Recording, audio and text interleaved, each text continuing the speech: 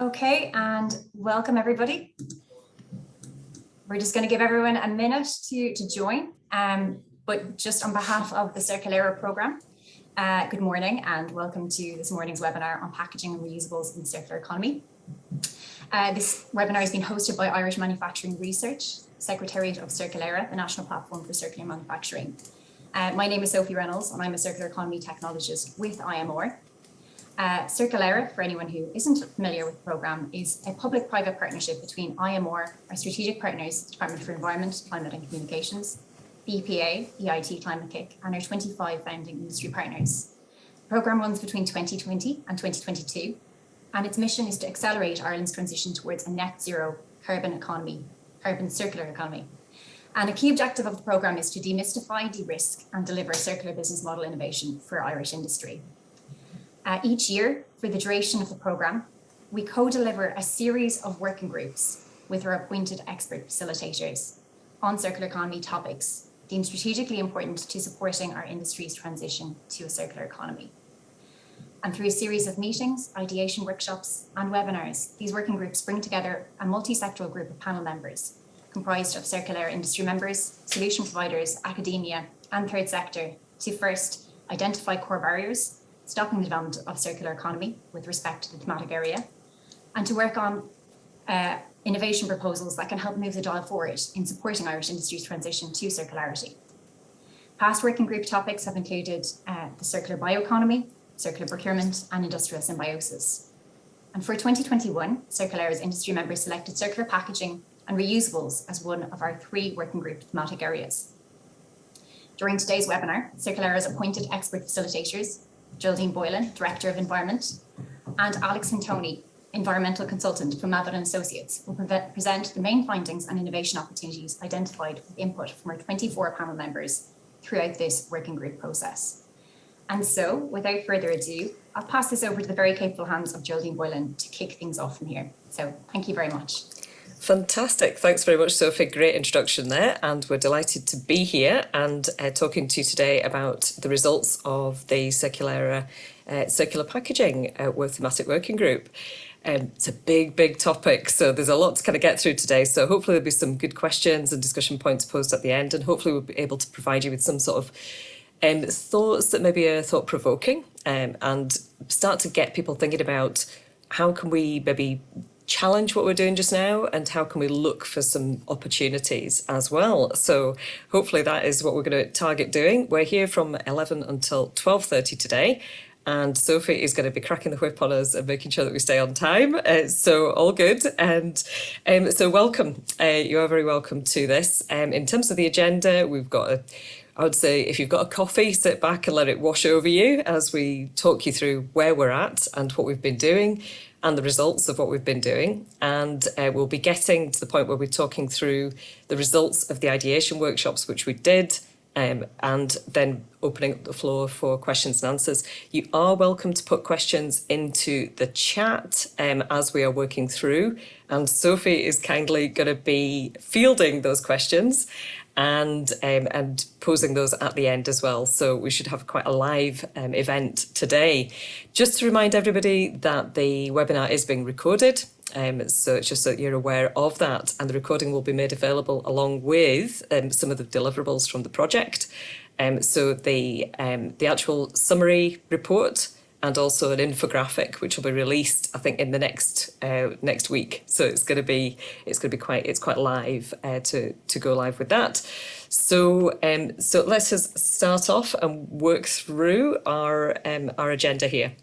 So in terms of, I'm going to actually say this before I kick off here, because everyone's always thinking, where's that accent from and all the rest? So myself and Alex are both based in Scotland, here in Glasgow. Scotland is well known worldwide for pushing on the circular economy agenda. And I'm actually originally from Yorkshire, so that's why my accent is a bit strange. But my mum's from Leitrim, so there we go. Anyway, on we go. So let's go back into talking packaging in the Irish landscape. So let's give ourselves a bit of a chance to kind of pull back and say, well, why circular packaging in the first place?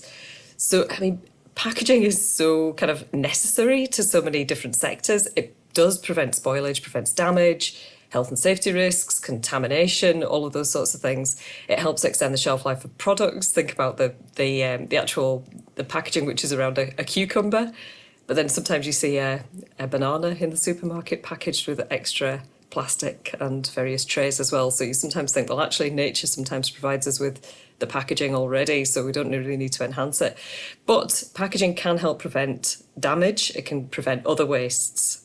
So we all see problems of over packaging sometimes. There's been a lot of deliveries over the COVID times, a lot of people seeing a lot of large cardboard packaging at homes, etc.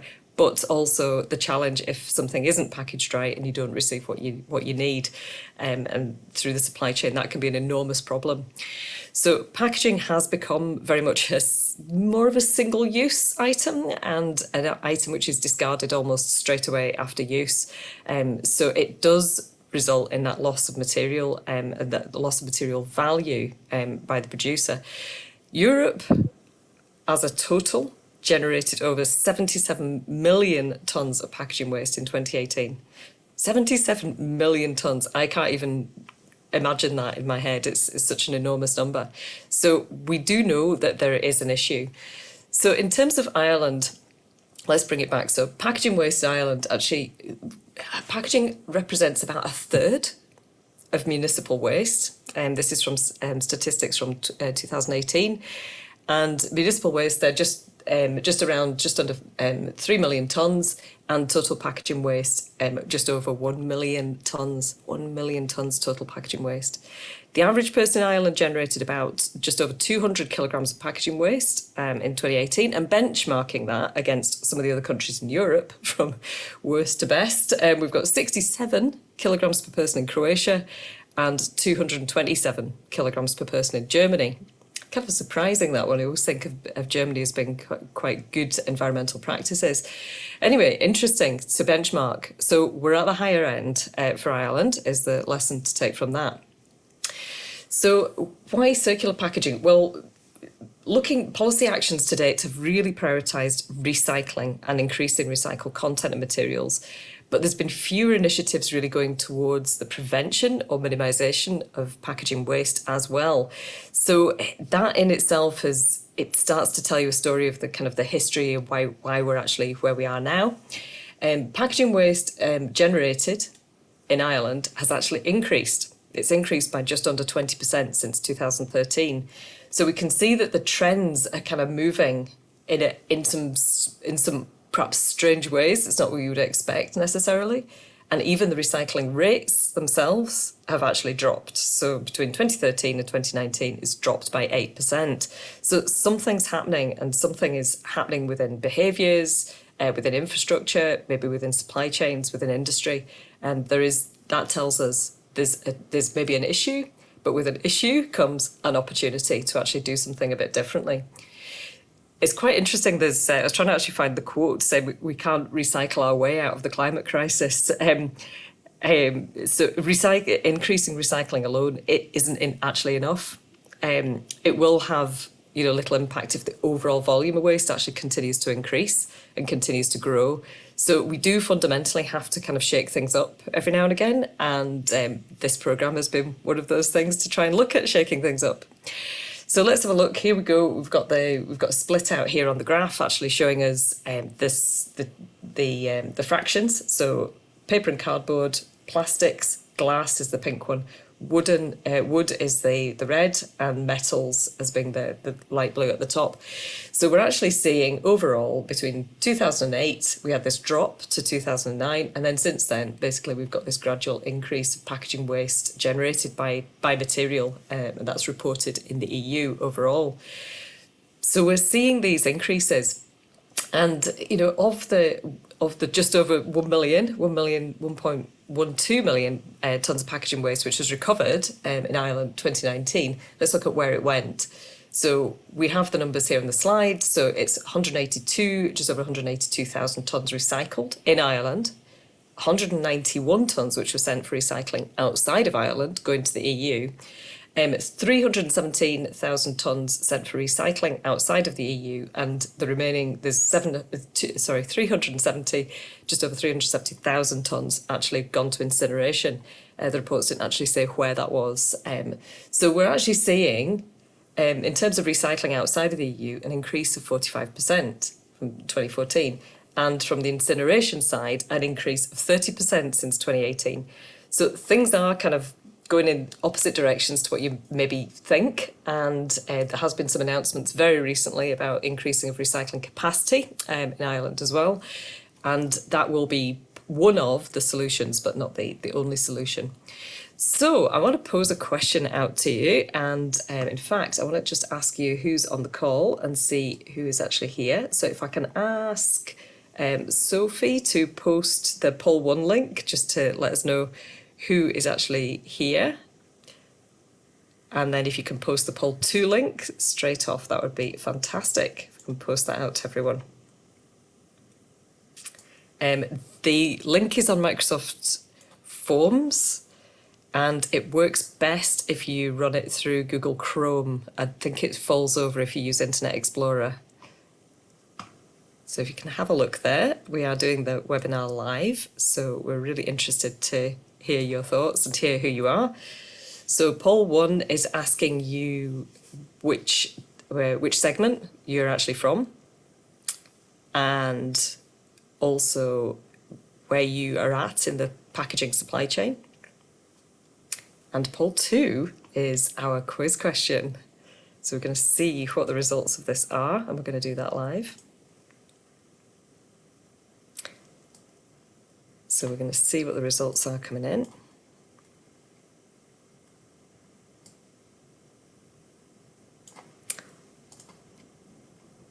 Okay, fantastic. 18 super quick responses, 19 it's whizzing up.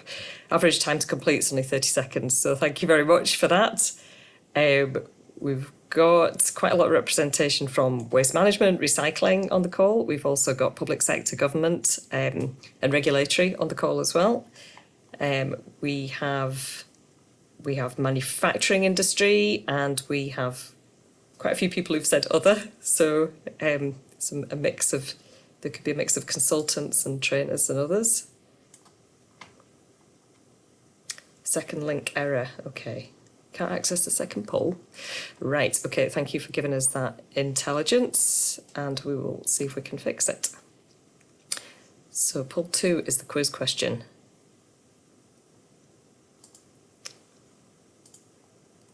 I am just going to repost. Repost poll 2.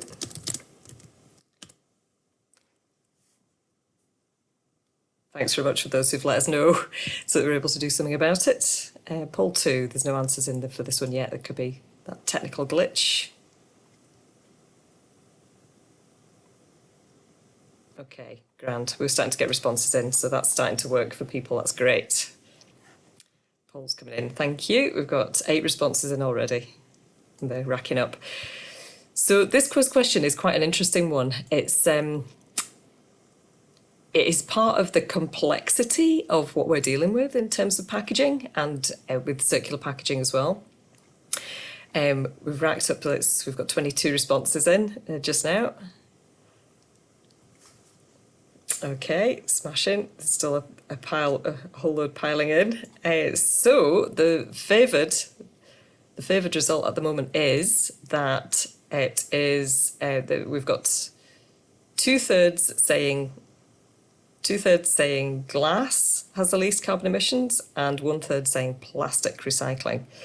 So I am going to ask my esteemed colleague Alex to tell us what the answer is. Alex, do you want to come off mute and tell us? Yeah. Hi, everyone. So it's quite interesting. It's about the perception of where the benefits are, and the real answer is it depends. And as Jolene said, that's part of the complexity of circular packaging. It really depends. So recycling plastic can have a lower carbon impact than reusing glass if we're comparing against reusing glass maybe 2 or 3 times across, say, a large distance, where reusing glass becomes more less carbon intensive is when we can have maybe more than 5 or 6 uses. And if we can reduce the transport distance of the collection of glass. It can also be affected by the size of the container. So a smaller container, a smaller packaging, a smaller plastic bottle, for example, will have a higher carbon footprint because there's more packaging per product. So it's really a good question to sort of start thinking about what the different things to consider when you're talking about circular and where the benefits are and what sort of other considerations you need to take into account across the supply chain, across the design of the packaging to actually reduce your impact. It's a really interesting one. So the answer is it depends, and it is that is a frustrating answer. As consultants, we come back to that answer a lot, but then you've got to then, like Alex says, actually pose the scenarios and actually decide on what's your life cycle assessment, where's your boundaries, where are you starting and stopping things, and how are you able to make that comparable. And that's really important to maybe make those comparisons effectively between different products. We do a lot of the carbon modelling, and a lot of those sorts of questions do come up for specific things, and then you have to kind of come back to, like, we can play with the numbers, but is it at what point will it start paying back, at what point, and then how do we make sure that can actually happen? Like Alex has said, like how many times it has to be actually used and returned before it starts to actually be a tipping point to make it make sense. So essentially we're back to this question. The final kind of part of this block is why circular packaging? Well, there is a need for the overall packaging to be reduced. So we've pointed that out during this first section. And for companies to actually retain the value of the packaging they use, there's maybe a bigger opportunity in there. So packaging that can be reused multiple times, like the reusable glass bottle, or other types of circular packaging models, and then that can be recycled at the end of life after they have been used more than once, basically can actually reduce its environmental impact, and by half is put up here for this particular scenario. So it is complex. If you have a reusable glass bottle which is only used once, then it's probably better to use a plastic if you're going to use it once. So this is part of the complexity of the web of what we're trying to deal with, because it's not even just about supply chain. It's like circular packaging is a little bit like waste and a little bit like sustainability in the fact that it's a bit messy. There's not just like one answer to things, and you have to really kind of look into the kind of the different partnerships that's involved, the different stakeholders that's actually involved as well. And that comes down to consumers as well as manufacturers, all the way through the supply chain. It's an interesting one. Okay, so what is circular and reusable packaging? So we're going to say, what is it? And I'm going to show you some examples. So in terms of circular packaging, sorry, I'm looking across here, by the way, I've got a second screen. Circular packaging is really a way to... Circularity is about making things last. It's about really trying to get more value out of a product, so that we are using it to its best ability. So that we are getting the most value of it across its whole lifetime. So it's a means of saving resources, basically, reduce or prevent waste, encourage the reuse of materials, minimising the environmental footprint, and interesting through the packaging's life cycle. So it's taking it from cradle to grave, or cradle to cradle, as some of the recycling folk would talk about as well. So taking the product, using it, then being able to regrind it back into the product again, so like closed loop or open loop recycling. But it includes design, production, distribution, use, recovery and recycling. And within all of that, like I said, there's so many stakeholders, so many partnerships there. The really key thing is design. The design part of any kind of packaging product will pretty much dictate more than 80% of its actual footprint, its actual carbon footprint of that product, that packaging product, through its life cycle. So how we design the product itself, and also the infrastructure that is around it, so collection systems, etc., that will be defined pretty much at the design stage. So in terms of circular packaging, we often hear about like the 3 R's. Reduce, reuse, recycle. So there's a bit of a mantra there for the waste hierarchy, but actually the waste hierarchy goes even larger than that. The top end of it is we want to eliminate, and the bottom end of it is we dispose and discard. So within circular packaging, there's a useful kind of other model which is called the 9 R's. So it's really kind of trying to look at how do we sort of starting at the top here on the slide. How can we be smarter about the product use? Can we rethink? Can we refuse? Can we refuse to take like single-use packaging, etc.? Can we reduce? There's been a huge amount done within industry, food and drink industry as well, like looking at how can we reduce the total food packaging. So there's been a lot of thinning of plastics, thinning of materials, for example, to reduce. Expanding life and actually then maintaining value. So how can we then look at repair, reuse, refurbishment, remanufacture, reuse, etc. And we think sometimes about these applied to big industry where you've maybe got the opportunity to work within industry supply chains. You're looking at returnable stillages and, you know, pallets which can be actually reused, so working in closed loop. So you are retaining the value of those over their life cycle. It also means if you're retaining the value, you can design it more robustly.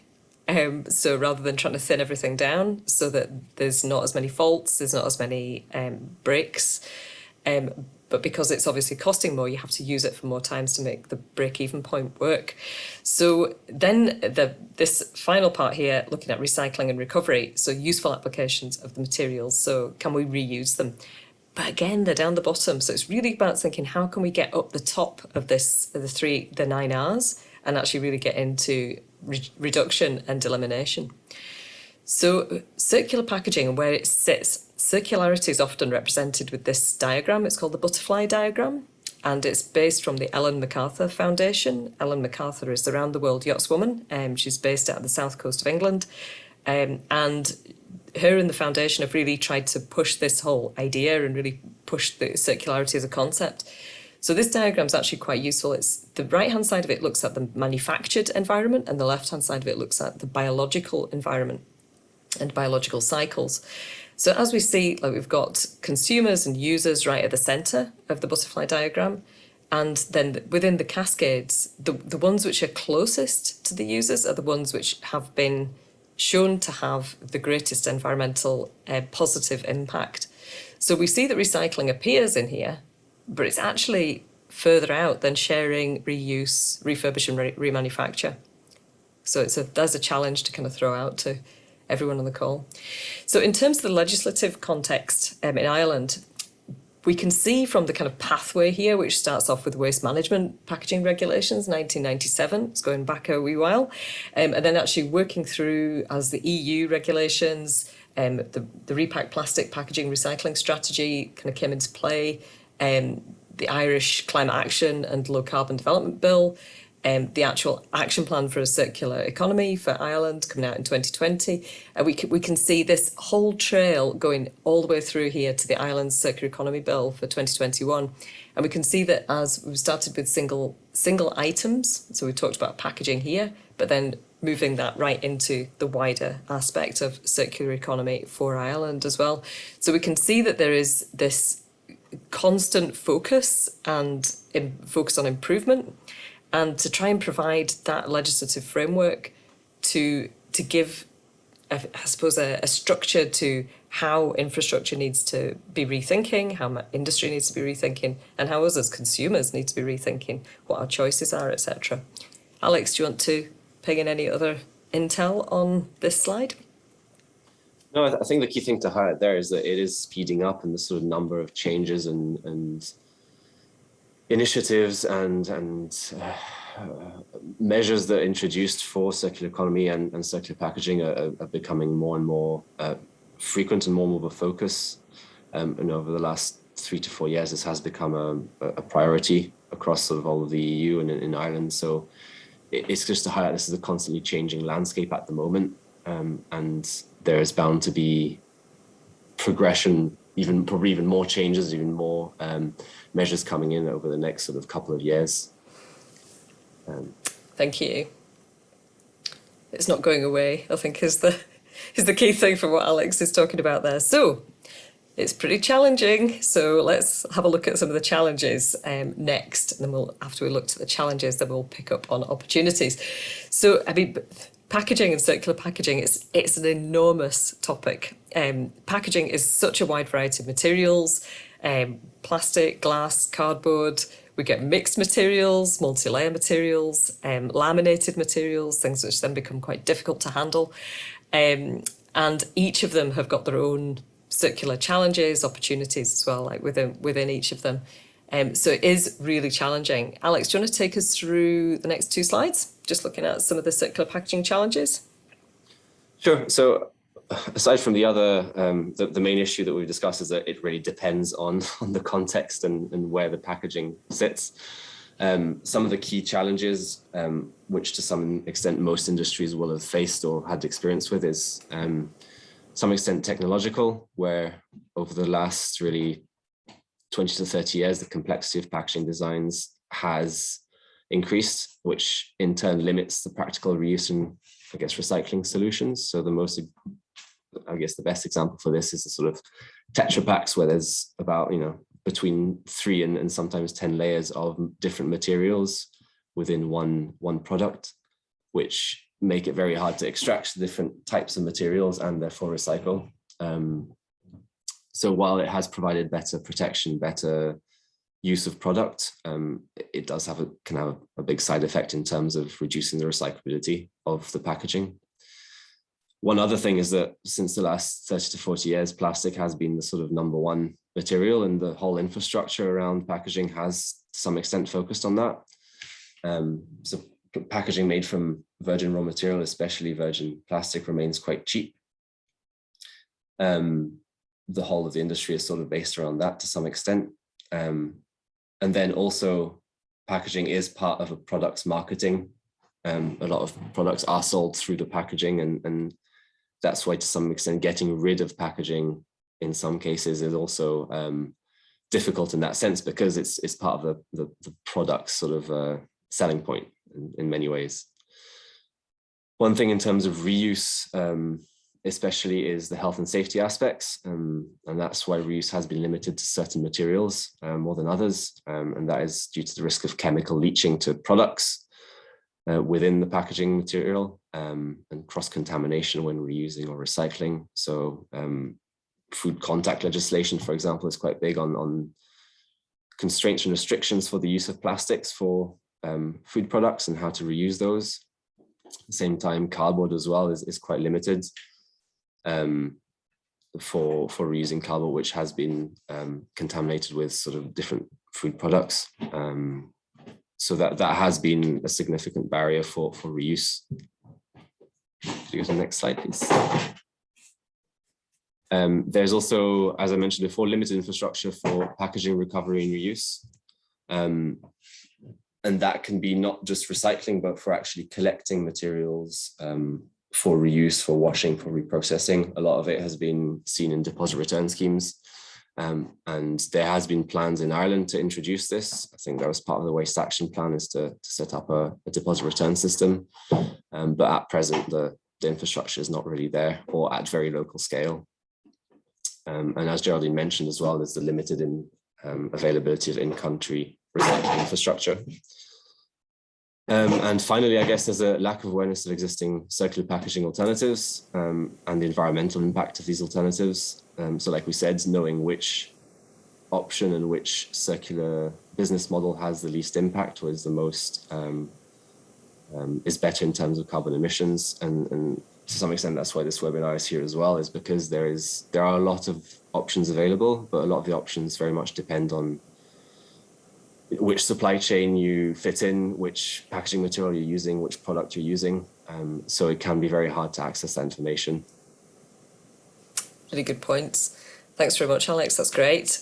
So loads of challenges, but I'm a great believer in the human race as being great. If you throw out a challenge, then especially engineers and people involved in industry and business, etc., throw out a challenge, and if we put our minds to it, we can come up with some solutions and think about opportunities. So it's not all, I don't want to kind of paint doom and gloom. There are opportunities out there. So let's have a look at the waste hierarchy then and see how is it that we can use this to kind of start to prioritise circular packaging opportunities. So like I said, disposal's worst, and like how can we reduce, how can we eliminate up the top of here. So in terms of opportunities, if we can focus on rethinking design of packaging, build in like reuse and build out waste, that is the kind of big hit. Design has such a massive impact. As I said, it's more than 80% of the life cycle carbon impact of a product or packaging is decided at design stage. But we've got to think about designing systems as well as products. So the two have to kind of go hand in hand. And then sort of rethinking how can we build out packaging? How can we still market to people using techniques and technology maybe, rather than depending on packaging being used for marketing? Let's pick up on Alex's point. How can we think about the supply chain itself and rethinking those journeys through the supply chain and using smart systems, new tech, etc., to be able to improve the access to it and enable the circular economy as well. We've seen it already with, this is an interesting one, bit contentious, Airbnb. So using spare rooms, spare space, obviously it's kind of almost overlapped itself now, and it's now kind of endangering part of the, it's having other unintended consequences, but enabling technology to be able to do that. So there's ways in which we can use it. Think about Uber and like using, car sharing schemes, like, and being able to use technology and smartphones to be able to deliver on that. So some of the solutions are around the kind of software, fintech, kind of, the rather than just think, no, it's about plastics and recycling, it's about how it's done as well. So even though recycling, although it's low in the waste hierarchy, improving recycling, developing recycling facilities, as is happening in Ireland, will play a part. It will play its own part in the transition to a fully circular economy, but it's not the only part. So we've got some examples to just talk about here. So maybe Alex, if you can talk about the beauty kitchen example, this is a good one. Yeah, the beauty kitchen's a really interesting one because they've kind of looked at every aspect of where they fit. So the beauty kitchen is a cosmetics and beauty products manufacturer and distributor and supplier. And they initially started with a lot of sort of plastic bottles, plastic sort of files and containers. And what they did was to try and, was to reduce raw material costs in terms of packaging, but also just in terms of their ethos. They wanted to be as sustainable and circular as they could. So first, what they did was they redesigned their packaging. So as you can see, the ones there are, they focus on glass and aluminium, sort of metal containers, which have a lot less leaching and can be washed a lot easier. They can easily be washed, reused. They've removed the glue from their lids to sort of allow the washing process to be a lot easier, and easy removal labels. They set up their own washing process in-house. But then what they did was also communicate with their supply chain. And really, at the moment, they set up a system whereby anyone who buys these products with the return, refill, repeat label can hand them into any Holland Barrett store across, I think, the UK, Belgium, and Holland at the moment. And they will be sent back to the beauty kitchen for washing and refill. They also offer free postage to people who want to send it back and post them back the containers. I think it costs them about £4.50 per postage for return, but they say that still results in a cost benefit for them. And more recently, they've collaborated with Unilever for these refill stations. And the key thing for that was that the condition with Unilever for the collab, well, they gave to Unilever, was that Unilever had to redesign their products to incorporate more organic and natural ingredients, but also had to accept the sort of changes to the product's packaging for them to accept that. So they're working with Unilever and collecting some of Unilever's products as well within their washing process, and then sending it back to Unilever for refill. So they've really worked across the whole supply chain and rethinking their product, rethinking how they can work with their distributors, their retailers, and how they can work with the customer to return their products. Next up is one of a more local example, which is Glanerish. So they operate within the business-to-business supply chain, and they really operate as a solutions provider. So they wash returnable and refillable crates, so plastic crates within specifically the food supply chain. So they work in between the producers and the retailers. So food producers use the sort of the containers you can see there, put the products in there, they protect the product within the trucks. These are sent direct to the retailers, so big retailer chains such as Asda and things like that. And then these are sent to Glenarish, who wash them, repair them, and then send them back to the producer. So they operate as that sort of supply chain solution. They also rent out these reusable pallets, returnable trays for companies who can't afford to purchase them directly for their own use. So they operate as a crate pooling system as well. That's a really good point, actually, Alex, isn't it? Because it's not every company can afford to purchase, because some of these systems can be quite expensive, but it also means that if they've got a service model, it means that they're still making money, and it gives the opportunity to somebody who's perhaps like further down the supply chain, who's perhaps coming up that supply chain and looking to try and make the businesses more successful and to tie in with the sustainability agenda as well. So it's opportunities all round, really. It takes that, they provide that servitization model, but crucially they work with both supply chains, so the producers and the retailers. So it's really that integrated supply chain that makes it work. Really good example, and local. So this one is Loop TerraCycle. So Loop is, you may have come across this insignia. They have worked across from the United States. There's also there's a couple of pilots and trials. There's one going on in Brighton and Hove, I think, at the moment, south coast of England. And also the most recent one I've seen in terms of picking up on this is actually Brewdog. Now, some of you may have heard of Brewdog, which is they've done a lot around sort of really promoting. They were a crowdfunded startup, and they brew beer, and they do that in the north of Scotland. And they are on a kind of world domination trip at the moment, but they're also trying to really push the credentials of sustainability and looking at net zero agenda and how to actually reduce their emissions, and to reduce their net emissions, so that they're actually the most sustainable beer maker and craft beer maker and possibly in the world. So Loop actually tackles a few of the different issues and some of the challenges. Loop is, again, a kind of cleansing, washing service, and it's the service of being able to provide the packaging, but then also have a collection, cleansing and reuse. So it's like putting that into a returnable model.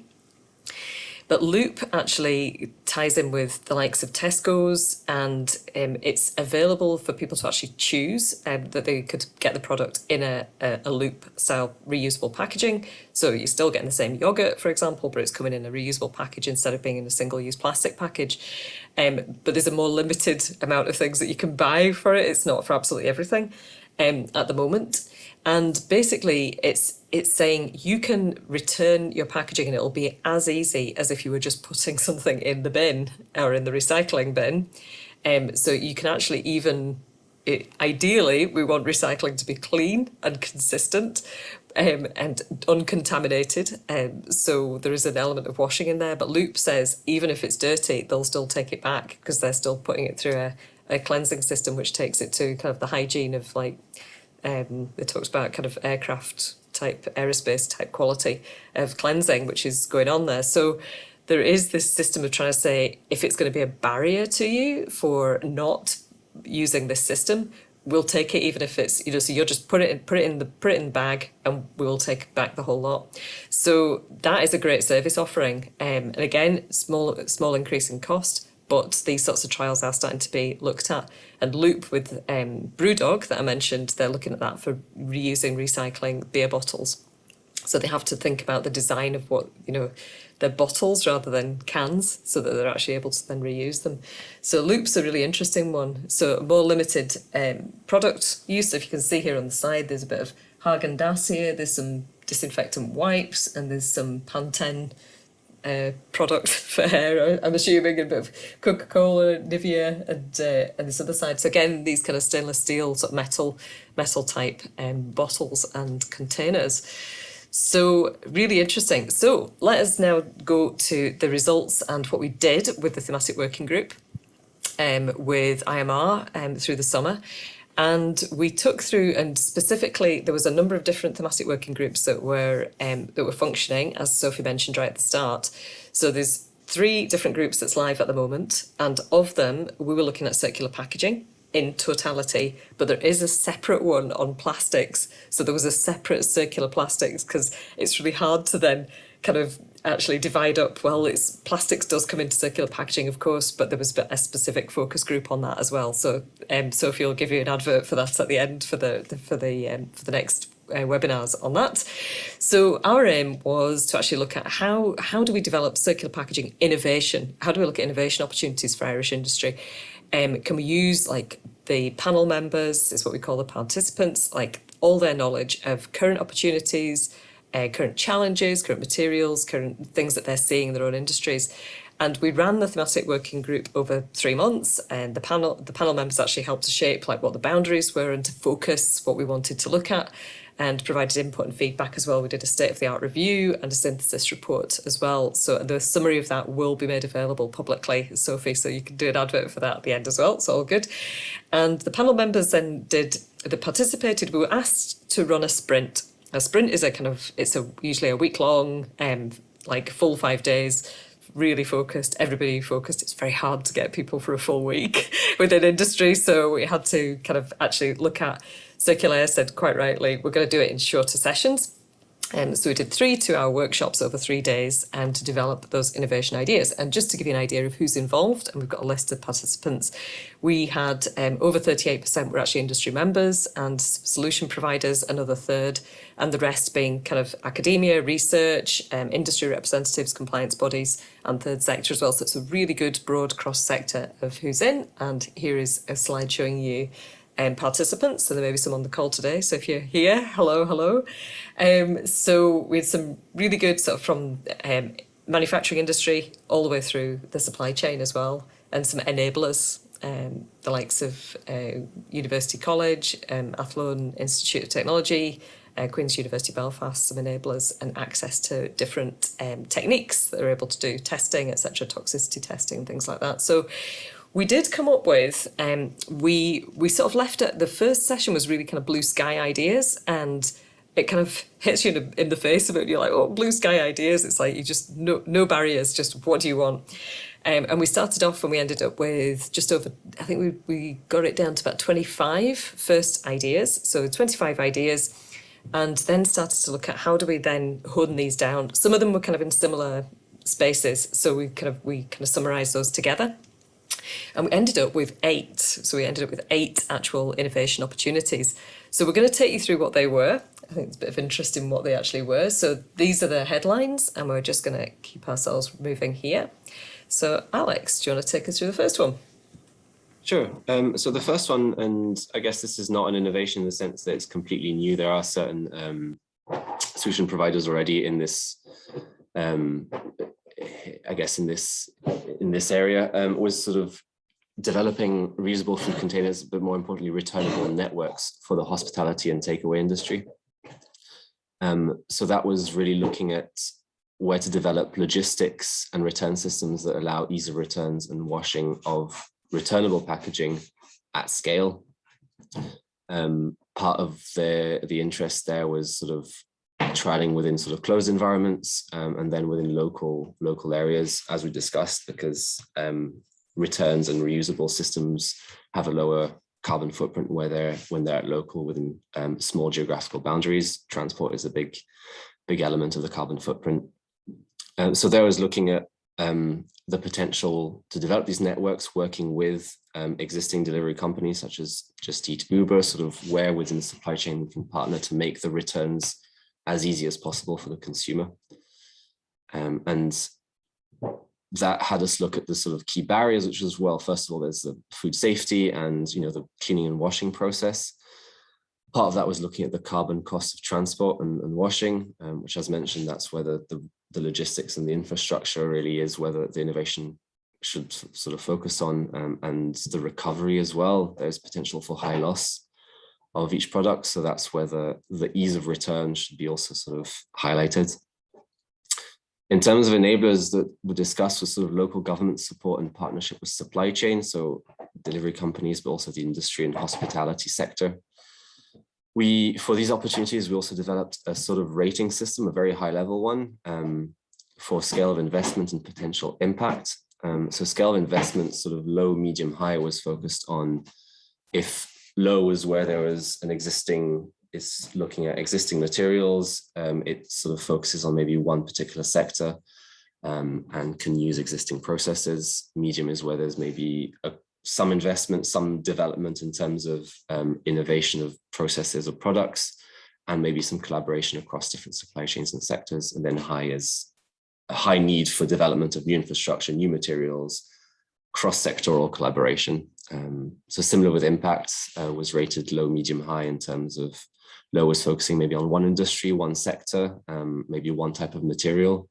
Medium was again, maybe has more of an opportunity to go across two different sectors, can maybe help replace or have an impact across different materials, different products. And then high impact is where it can have a much wider scale impact across a wide variety of materials, wide variety of products. The second innovation opportunity highlighted was modified transport trays within business-to-business supply chains. And that was very specific initially to the automotive industry that requires specific trays for fragile parts. And these are single use and not easily recyclable. And they need to be designed specifically for the shape of the part. So one idea here was the development of two-part trays where there's a flexible inner that can adapt to the shape of this fragile part and a maybe more solid recyclable outer. One suggestion was to incorporate biomass and biomaterials for flexible inners. So, and that could be, for example, mycelium foam, which is currently used by HP as a sort of filler material for a lot of their developers, for a lot of their products. The barriers there would be really cost and technical requirements for manufacture of this. There would be a lot of development, especially if it's to be made across and usable across different industries. For the biomaterial aspect, we'd be looking at the availability and sustainability of the biomaterials used. And as with any returnable product, it's the potential for high losses and developing the returnable systems for those. In terms of enablers, this could work very easily within a closed supply chain. Again, this was first of all discussed within the automotive industry. Partnership between industry and research and development would be very useful here, and also Spark technology to enable tracking would be of use to sort of help this innovation. The investment was initially set up as high because it requires quite a lot of research and development, and especially to make it more applicable to different sectors. And the impact was sort of rated medium for this one. Similarly, within business-to-business supply chains was the trackable and reusable pallet hoods to sort of offset the soft plastic and stretch films currently used for pallets and product transport. There are, again, several solutions providers already in this sector, but at a minimal, not widely available in Ireland and still at sort of relatively small scale. And this was an interesting one because I think following this suggestion, one of the panel members decided to implement something sort of similar within their process. So it shows that sort of idea went on board and there was some traction there. But the idea there was to sort of develop a returnable and reusable hood that has the same properties as stretch film, which means it can keep the sort of products and the pallet placed on the products placed on the pallet, keep them solid, keep the sort of the structure there, but also allow returns and can be reused. Part of that aspect there would be to develop them out of recovered materials that would further help the carbon footprint, but at scale, that's where the innovation should sort of focus on, how to make this at wider scale. In terms of barriers, there was the high risk of high replacement rates and costs. That's a barrier for any returnable or reusable. The maintenance requirements for the hood, so the repair costs, repair rates, that's something to look at. Also, it may not be suitable for international supply chains and in terms of ease of returns. So more local and national supply chains might be the focus for this. So the enablers for this opportunity might be more sort of logistic partners, Spartan technology companies, and within supply chains. Can you go to the next slide? This one is something that has been on the books and has been highlighted within quite a few of the sort of measures and regulations coming out quite recently across Europe and in Ireland, is sort of looking at standardization and monomaterials. So part of this is reducing the complexity of packaging types, which is sort of highlighted as a key challenge. This could work quite well within a specific supply chain or specific sector, where there can be a collaboration between producers, distributors. The focus here would be on reusables or easily recyclable materials. That is, as I mentioned, that is part of the EU objectives of simplification of packaging. So this can be spearheaded by sort of Irish supply chains or companies. Key risks that can impact on product quality. As we mentioned, packaging is a key part of reducing damage, reducing spoilage. So that's one of the key considerations and maybe the key focus for testing. Packaging as marketing might take a hit as well with standardization, and it will have to account for product specific requirements, which is why it may be suitable first in specific sectors or for specific products rather than across the whole wide range. The initial start may be non-food packaging. So marketing, research and development would help with this, marketing partners, but also collaboration across the supply chain from packaging manufacturers to producers, distributors, and retailers to understand what the requirements and possibilities would be. Collaboration and partnerships is so key, isn't it, Alex? Great. Okay, opportunity 5. So that's one, and I think someone mentioned further up in the comments that the sort of information, the role of information for households and for individuals to really help that. Part of it was sort of looking at developing a packaging labeling system for circularity. There has been some testing, and I think various companies have looked into that, and there has been a few trials. So this one you can see here in the slide is one trial that tried to look at the different aspects of circularity. One of the good things is that it would provide more information and transparency on the specific packaging materials and the impact of packaging materials. This will likely have to be at an Ireland-wide scale to avoid consistency in issues and to avoid confusion. One of the key barriers for this is trying to fit in with international and EU labeling requirements, and also to agree on what the metrics are. So that's where the work would have to be maybe it's a sort of more national and bring in different partners and solution providers. Also understanding who would be the central person really communicating this packaging requirement and this new labeling information. So that's where maybe industry bodies, again, the collaboration comes in. So government and compliance bodies would help maybe with sort of implementing this, but there would need to be a communication within industry bodies, with packaging manufacturers, with waste manufacturers and the wider public. One opportunity that was quite interesting, and I think that came up quite a few times to bridge this gap, maybe from a more business perspective, was developing a central information hub for Irish businesses on circular packaging solutions.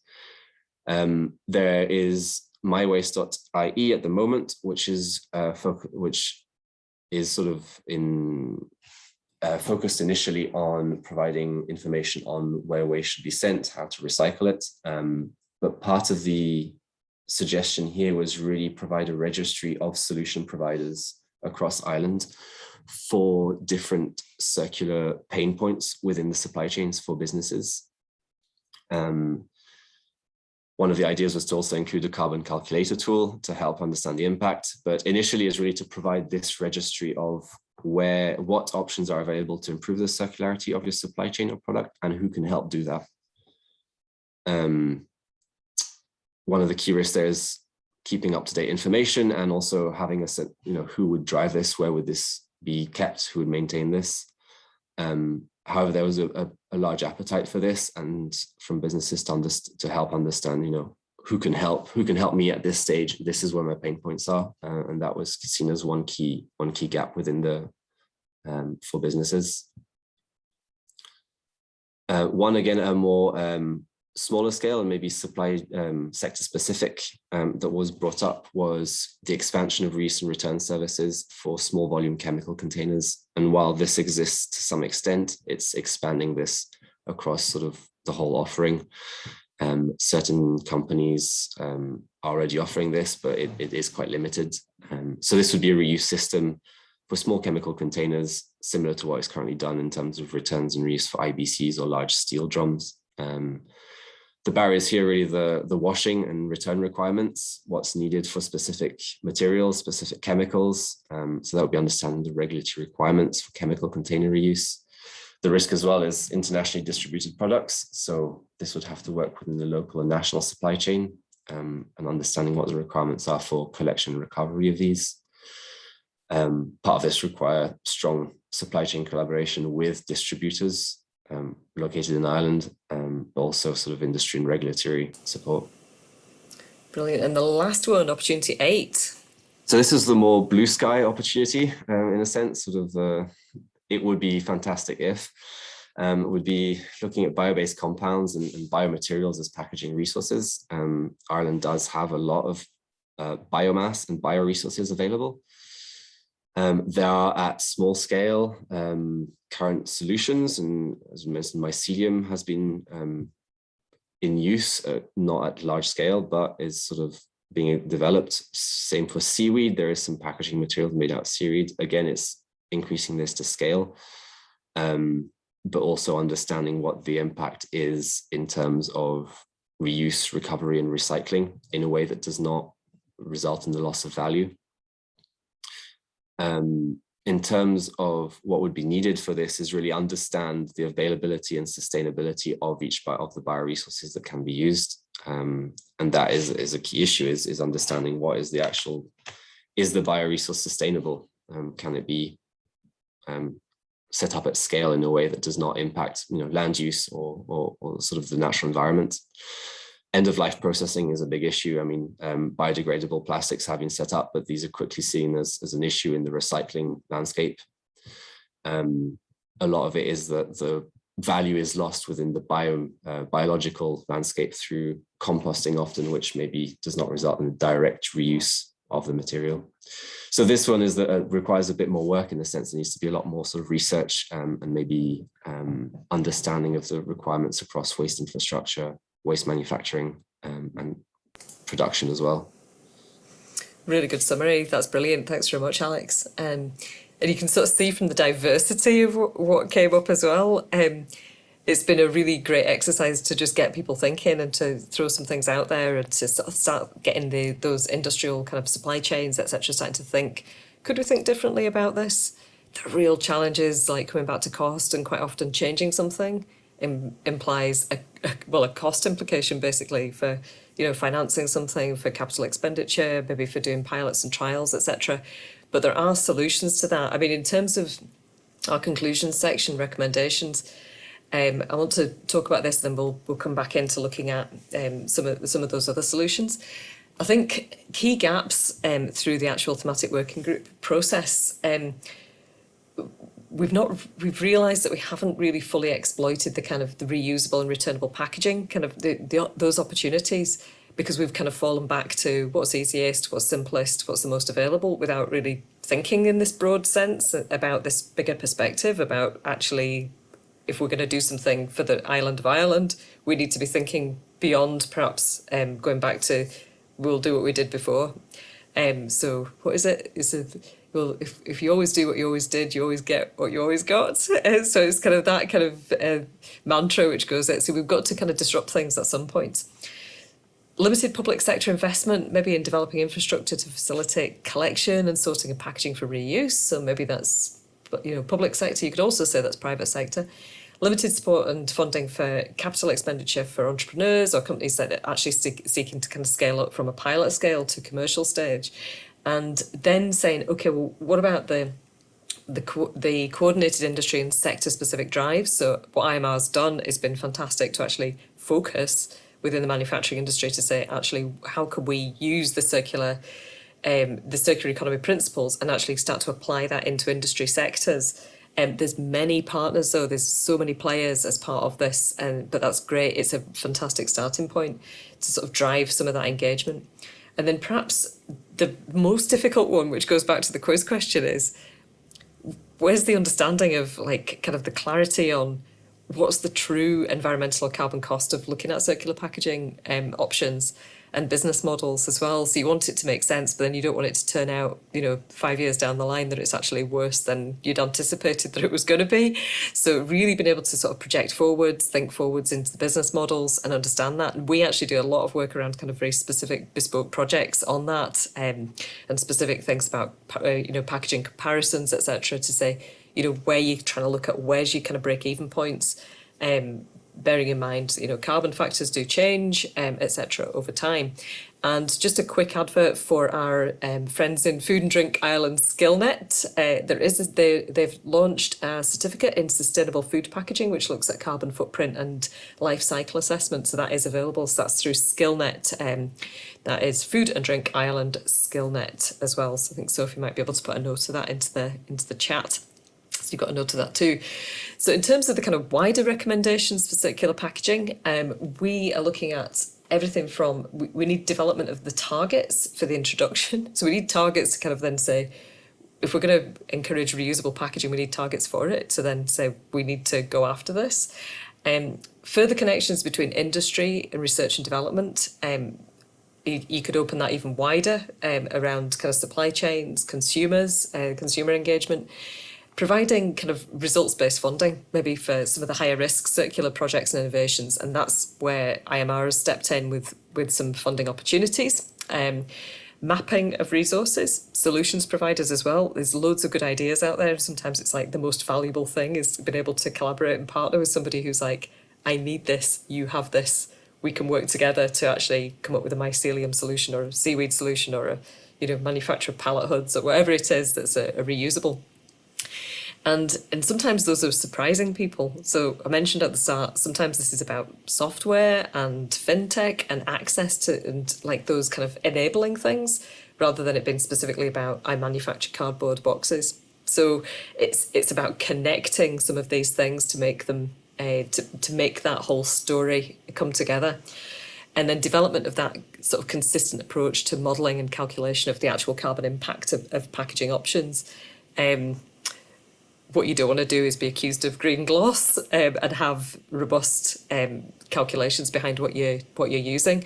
As consultants, we use the Greenhouse Gas Protocol and we use the methodology within that. It's the most widely used one throughout the globe in terms of carbon calculations. So in terms of enablers, and this is our last slide before we're going to open up for sort of some discussion and Q&A.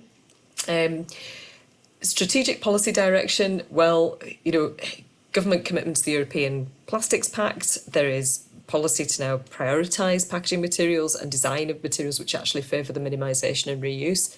It's waste hierarchy stuff. This has been around for a really long time, but it's about that saying, okay, we need to start looking at other opportunities further up the waste hierarchy. Information, really key. And collaboration and partnerships, which is through there. So it's not just the information itself, which Alex was saying that was one of the ideas of like, how do we share that information? How do we get it? How do we kind of push that out? And there's a couple of forums in which that happens. But networks to facilitate that collaboration between industry and research and development. So IMR is a great example of it. Increasing the transparency and communication around the impact of actual packaging materials and the end of life. And that's really tricky because how can you put a badge on something if you don't know how many times it's going to be reused? You have to model things. You have to say this is the number of times it will be reused, and then show the number that has been done through the 3-year statistics and actual data collection that goes on if you're in a reuse industry. So it is really tricky to do that. Industry drivers as well, to actually look at industry focused commitment to actually do something. We need industry commitment to scale up as well. We'd say, okay, we've talked about some pilots and some innovations and some trials. How can we now scale that up to really get the bigger impact and to make it just how we do things? It doesn't have to be something that's special or particularly seen as, oh, I'm buying green and I'm making a real kind of political statement, but it's just like, that's just how we do it. Collaboration and integration of solutions across sectors as well to actually reduce individual company costs, to be able to share the gains, but also share the risk as well. And those are kind of enablers as well for circular packaging. So we've taken you on this huge journey from the landscape all the way through to kind of what was done with IMR and the CIRCULÉIRE programme, looking at the Thematic Working Group 2, which was about circular packaging and reusables. Even though we're Thematic Working Group 2, we were the first one to go through out of the group of 3, so we were very much treated as the straw man to be poked at. So it was a real kind of roller coaster, and some great input from the panel members and from supporting members. And it wasn't all plain sailing, I can tell you. There was some terse comments, and there was some real positivity. So it was a real mixture, and I think that's just that. There's a lot of passion. There's a lot of passion for what people do. In whichever kind of part of the segment that they're in, and that's fantastic, because passion will drive the future. But we have to make sure that we're looking at it through this lens, and to say we need to challenge ourselves. Just going back to actually what can we change. So I'm going to open up the floor and see, Sophie, is there any kind of questions or comments that's worthwhile just highlighting? The chat has been very lively, so I've been trying to keep my eyes on the chat as well. So that's fantastic. Thanks, everybody. Perfect. So there's no live questions currently, but there have been some comments coming through. So thank you for the very active chat. Let me see if there's anything. So something that was highlighted is that there's currently a review ongoing of the Commission's rules around packaging waste in Europe. And so we've put a link into that. So we'd certainly encourage anyone who has an interest in feeding into that process to do so. Some other reflections around some of the challenges indeed around, there is no magic bullet around finding a perfect circular kind of packaging material. There's always trade-offs, it's always context dependent. And so that's one of the challenges, one of the reasons why we do end up kind of scratching our heads and getting really frustrated at this. Not to say there isn't obviously very clear opportunities as the panel members have identified. Let me see, is there anything else? Alex, feel free to jump in as well if there's anything that you've caught your eye. We've had some nice examples shared of mushroom-based packaging materials, examples from Wales. So what I would say is certainly do go through the chat, and if there are any good practice examples that inspire, do you familiarise yourself with them? Alex, anything you want to? Yeah, I mean, there's an interesting sort of comments on biomaterials, and as is rightly sort of highlighted, there needs to be a lot of work on biomaterials and bioplastics, but also other types of bio-based materials that are not necessarily associated with plastic. And in terms of chemical contamination and end of life, there are examples at small scale and at the pilot scale that work well within the sort of in small aspects, but there still needs to be a lot of work on that, and I think that's been highlighted in the chat. I think it's important to kind of challenge, to say, sometimes with technology you kind of want it to jump in and do something really complicated, and it's like, do we need it? Go back to that first question, is like, can we avoid it in the first place? How can we change the process so we don't actually need it? So, but then once you starting to look at materials, then think about sustainability long term. Think about like imports, exports, what we're actually doing in the economy, and saying, what have we got on offer in Ireland? Do we have large supplies of oil and gas? Do we have large metal mines? What have we got, and how can we use that in a kind of, and think about that Ireland as being this kind of closed loop. I mean, of course, there's still going to be trade. I'm not saying that there shouldn't be, but it's like thinking back to, well, what is it? What are the resources we have, and how can we utilise those in a sensible way, to be able to do something with Ireland, but then potentially to export those solutions elsewhere. So I think we've got Emma Shield on the call here from Scottish Development International. Welcome, Emma. But it's like thinking about, trade and how we can share the good practice as well. I mean, at the moment, Ireland is fairly low down in terms of circular engagement in the European context. So it's like everyone kind of likes to be on the back foot sometimes, because then you've got a bigger story when you make a big success of it. It's like we really came from behind and we engaged with this and we really embraced it and we got these successes. Wouldn't that be great to be in a position where you're actually exporting technology mycelium packaging, seaweed-based packaging, etc., and that's going elsewhere in the world, to be able to reduce. I'm going to say elsewhere in the world. I'll limit it to Europe because of the food miles. So, but thinking about those things in a different way can sometimes open up those thoughts and those opportunities. And it's amazing if we were all in the room together. There'd be so many conversations going on just now with people. What is it that you're doing? And we'd be able to breakout rooms and things, and we're having to kind of adapt to the COVID world and do this webinar, but it will be recorded, it is being recorded, and it will be kind of available for others to look at. And Sophie, do you want to just say where it's going to be stored and where they... Yeah, so next week we'll be following up with an email to everyone who's attended, basically just sharing, we can share, I've just seen a question about slides, we can certainly share slides, we'll share a recording of this webinar, as well as links to the outputs that have been produced by Mabbett, and with input from the panel members. So there'll be a synthesis report and some other nice fact sheets and the like for you to have a look at.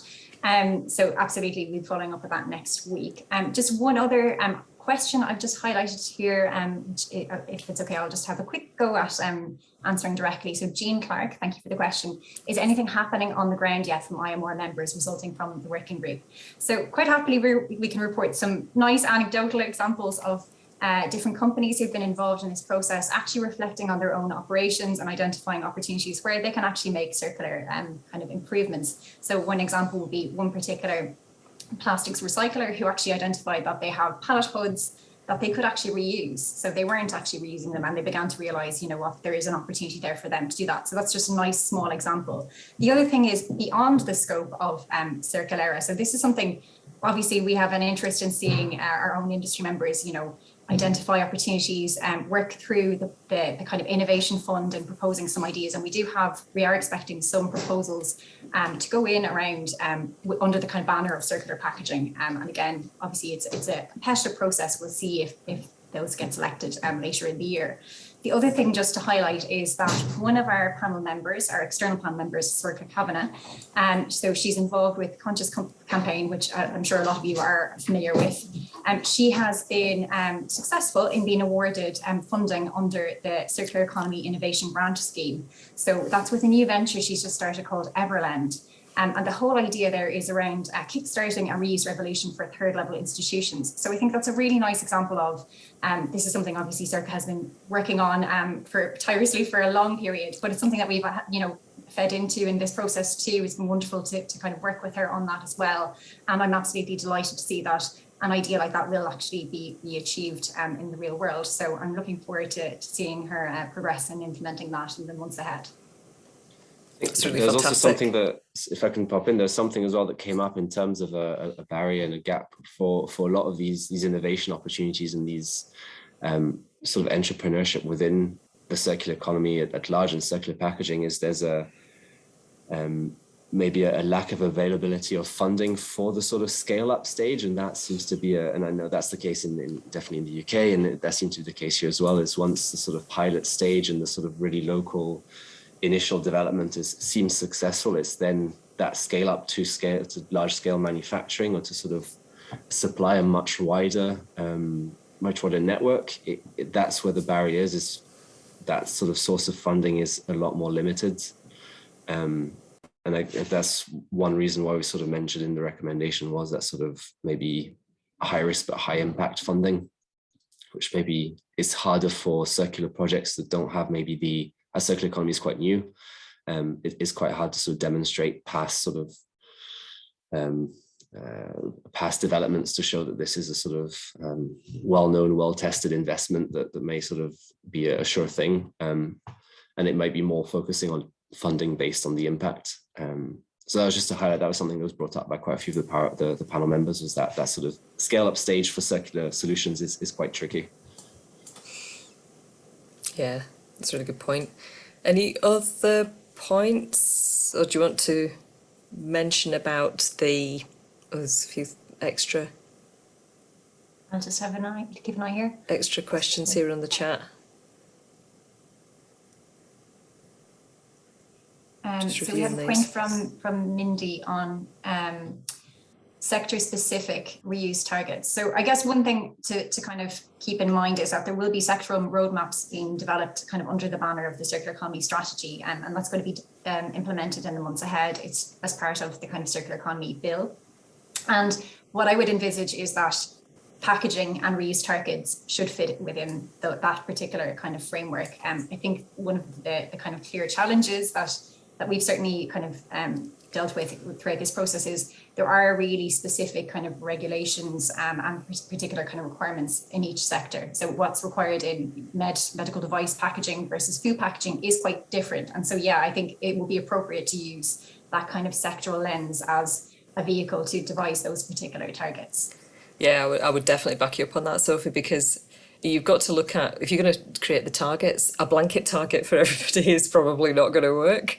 You need to look at, base it on like opportunity and the ability to make a change. So it's like it does take some sectoral work to look at, well, what is possible to be changed here? What is going to be realistic for a target for reuse? So yeah, it could be like food and drink and agriculture is like top of that list. And then it goes down into kind of like engineering and, others, and pharmaceuticals and healthcare probably quite low down. So, in terms of trying to look at where the opportunities are, but that's not to say that every sector should be able to have some sort of reuse, but whether it's, going up to 100% reuse or whether it's down at 5% reuse is a sort of different matter. Absolutely.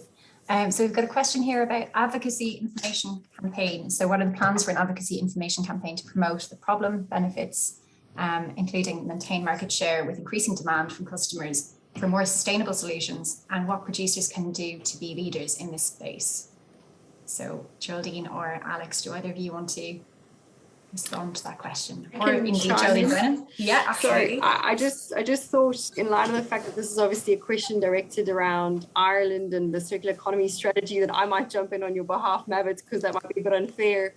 So effectively, I think as part of the developments around the circular economy strategy, the Department of Environment, Climate and Communications are, again, awareness raising communications around demystifying the circular economy is hot on the agenda. So obviously we can't speak on their behalf, but as a strategic partner in CIRCULÉIRE, there's a genuine recognition that there's a need for not only the public to understand the complexities around packaging as the end user, but also for industry and supply chain partners. So again, demystifying what the sectoral roadmaps will mean for different sectors, for packaging companies, again, what it means for waste collection, the waste collection or management system. There's a lot of work still to be done, and it's all in the pipeline. So our understanding in terms of the landscape and where things are coming, obviously the circular economy bill is going to the Oireachtas hopefully before the end of the year. And then next year, I think there's going to be a lot of work done around those sectoral roadmaps. So again, there, I think that's when, again, work will be done, looking at the use case applications, looking at that complexity that we've heard Geraldine Boylan and Alex and Sophie clarify around, ultimately the devil is in the details. So we know in broad strokes what needs to be done, but there's a lot of work still to do. But there is that high level commitment from the government of Ireland that this is not going off the agenda. The circular economy bill will put this on statutory footing at a macro level, that the circular economy needs to be rolled out across every single sector of the economy.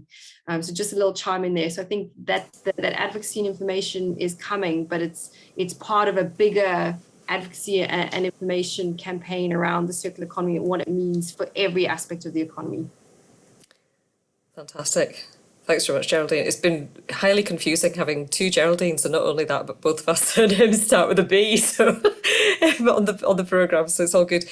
I'll tell you what I'm going to do. I'm just going to post in the chat. We've got the last poll, which is actually poll 3, but it kind of includes some feedback, but also maybe some kind of key points that you've taken. I think it might be quite interesting to just run this, but maybe take you 3 or 4 minutes to kind of have a look and answer. Just to really get feedback from the audience just now. So it's been a really interesting, lively chat box. It's maybe, it's great that we've got so many engaged people and people thinking along, biomaterials, wool, cultural heritage, like how do we engage with all of these different areas as well? And there's obviously hunger for it. So if you're able to just have a look at poll 3 as well, are there any other kind of questions, Sophie, that we need to look at whilst? There's one about, I think Mindy was asking, how do we define reuse and how many times does a material need to be reused, and does it vary according to material? And I think that's good questions. And reuse would be utilizing the packaging material for the same purpose. That would be sort of direct reuse. So in this case, the glass bottles, the deposit return systems is a sort of perfect example, in that you use it once and then you put it in the deposit system, and then it's reused, refilled, and you can have the same use of it. And it does, the number of times it needs to be reused does vary according to material, quite greatly actually. So a glass bottle, for example, compared to an aluminium packaging material, will need to be reused a lot more times, because aluminium has quite a low carbon footprint when it's manufactured once, especially if it can be recycled. If you're comparing, there's a Zero Waste Europe report on reusables versus single use, which is very good, that looks at different packaging materials and different packaging types and where that actual balance is, and so the number of cycles per material and per use. And it really varies on what you're comparing. And that's where, again, that sort of information and education aspect comes in. So if you're comparing a glass bottle against a maybe half a litre plastic packaging, so a plastic bottle, I think that if you reuse the plastic bottle once, I think it's you reduce the emissions by about half. But then if you compare it against I think it's a 2 litre plastic bottle, then the reduction emissions are a lot less. It's maybe you reduce it by about 10%, simply because the amount of packaging used is different, and you need a higher number of reuses and cycles to make it more effective, because they're the same volume of packaging material. So it depends is really the big question. But reusable is technically better. It depends. But it's that work on number of cycles, how many times it needs to be recovered, over which distance you're recovering it and transporting it, are big sort of factors in how much you will reduce the emissions. We've done a couple of projects recently where we've looked at a micro scale kind of reuse model for glass for like a bespoke kind of drinks manufacturer, which is very much local community based. And we've also looked recently at packaging comparisons for high up in the kind of the food supply chain. So for perishable goods and like movement of perishable goods in returnables, rather than using single-use strips. And you have to look at building the whole model around it, really checking out like how is it being transported, etc. How many times, how can you bulk it up before you transport? And then to do that, you need a certain volume. So you need to actually have quite a big pool to be able to pull your packaging from, to be able to make it work. But you can start to scale that. If you can scale it for primary food industries, etc., it starts to really make sense. So it is kind of getting all of the blends of all these things to get them to be right. And that's, we've helped to sort of say to work out the models from an independent perspective as well, which is also important if you're putting those claims in. So we've got 6 responses. Thanks very much, those who are kind of responding on poll 3 just now. And most people have said the webinar has been quite useful, so we're really delighted about that. And there's a few more responses coming in. I know that we've given you a bit of an ask, and there's a bit of text to put into this one. So we're not afraid of a tiny bit of silence while we let you actually. If I can add in while people are responding, there's one example that's quite interesting from AstraZeneca, actually, who have reworked and redesigned their packaging for one of their, I think it was clinical trial distribution products, where initially they had to have about 15 kilos of packaging for each sort of each product they sent out.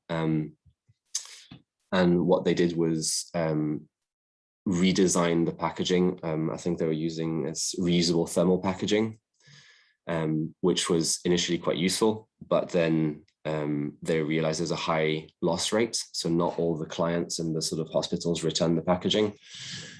So part of that was the information and to sort of improve that returns network. And what they did was work with their distribution partners to allow the ease of return, but then they changed simple things like the return instructions. They put that in I think it was a bright pink color, bright pink colored sheet rather than just the white label that was sort of could be confused or sort of not really noticed. And that, I think from those changes, they've sort of reported about 98% return rate since sort of implementing those changes. So to make the sort of the network more effective, it is part of that collaboration, that discussion with how to make the returns as easy as possible, and to make the customers and the sort of partners aware of how those returns can happen.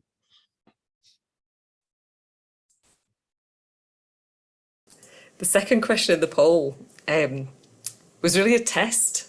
It's a test out to everybody to say, actually, what would you do if you were offered an opportunity?